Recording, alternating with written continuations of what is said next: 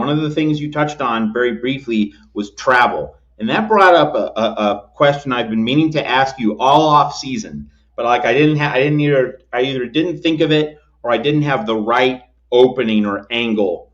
I have it now just because like it clicked in my mind. Last season, like I don't know this for a fact, but Tim Prangley and I, when we did our USC show here at the Voice of College Football last year, we seem to have the sense. Again, we didn't confirm this as actual 100% fact, but our sense was that in terms of travel, USC was flying into its Big Ten road destinations, not West Coast, but, Central and Eastern time zones on a Thursday.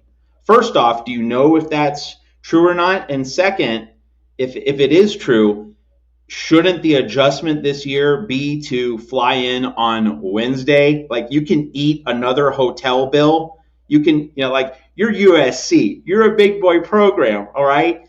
Spend the extra night of lodging to get acclimated to your new environment. Because, if indeed USC was flying into these Central and Eastern time zone locations on Thursday night, that's barely any time. You have one full day before game day.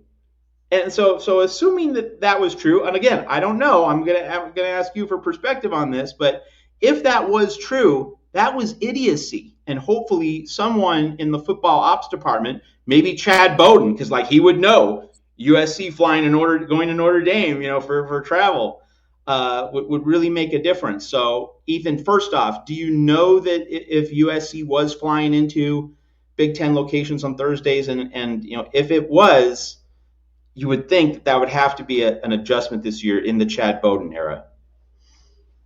Yeah, I heard something very similar to you. I don't have like the source, and what the source's credibility was off the top of my head. So, I can't pull up receipts that it was like a credible ESPN report or anything, but I definitely heard a lot of rumblings and rumors that they were arriving really much later than you would think to some of these places. And I think that, and it's interesting, especially just because they were always flying so far. Like it was like you go from LA all the way to Michigan and then back to LA and then all the way to Minnesota, then back to LA and all the way to Maryland. Like it was coast to coast, it seems like every week. So you would think, and college is weird because these kids are students. Like it's easy to forget, especially when now they're getting paid so much money and they're getting they're in advertisements now and they're being treated a lot more like professionals, but they are technically enrolled in class. So even if they're not going to class, the perception still matters that they're going to class. So I think that always plays a role in kind of the travel plans and keeping their professors happy, because honestly a lot of them passing their classes in the fall probably has to do with keeping the professors happy and letting them turn in things late and kind of work on their own schedule and not what the professor's ideal schedule is. So I'm not entirely sure, but I would think that that's at least somewhat of a factor. But yeah, I mean, if you're a college football player at a major university in the fall, you got to kind of know that the majority of your time is going to be committed to playing football, and especially if, like I said, now that you're getting paid to do it. So I think you can work it into your schedule where you get to these places a day early. And I'm looking at the 2025 schedule now. I just think places like Purdue, it may not matter as much. When you're going to Illinois, like an extra day in Illinois could be the difference for some of these guys.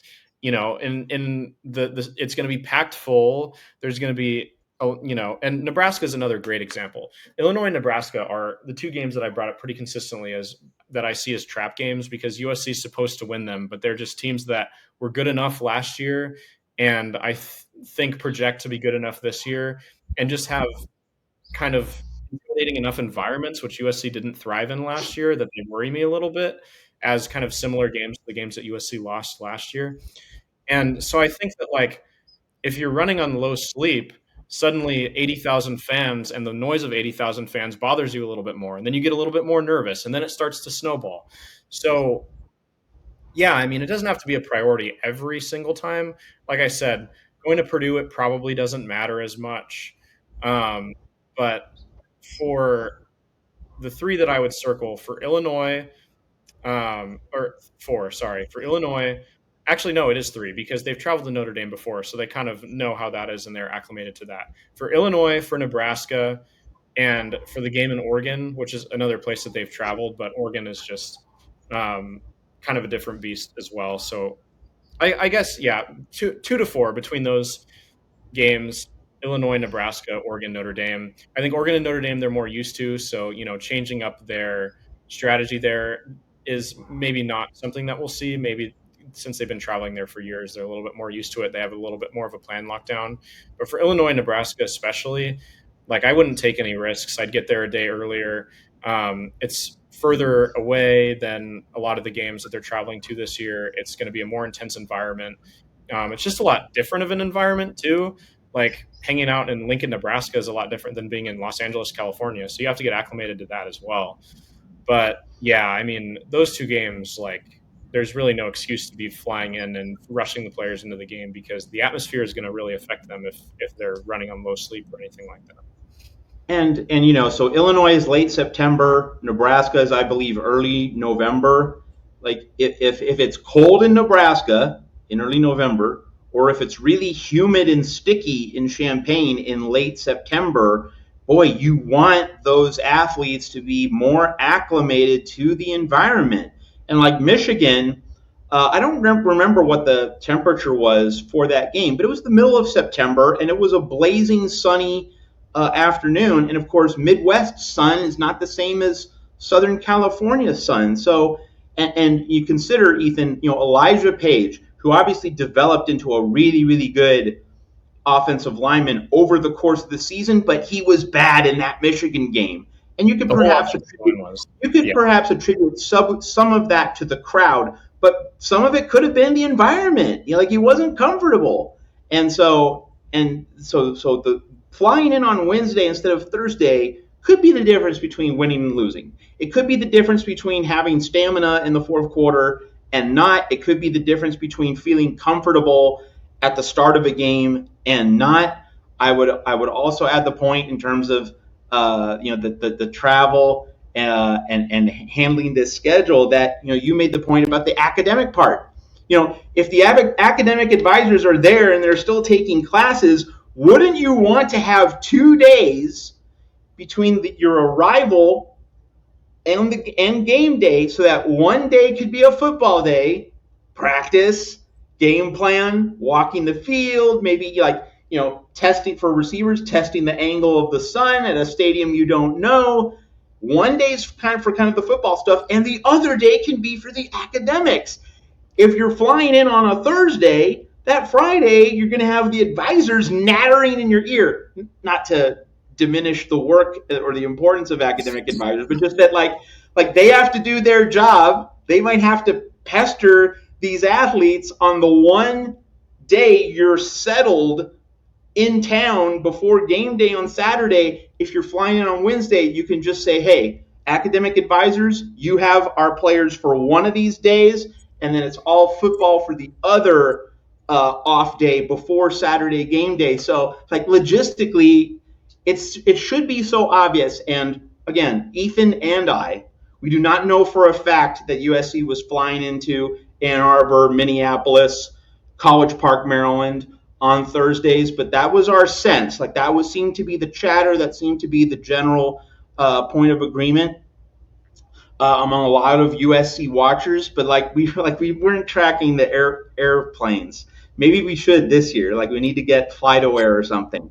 But last year it was our sense. So we're not treating this as fact, but it was our sense, and a lot of you other USC fans shared that sense that USC was flying in later in the week, not earlier.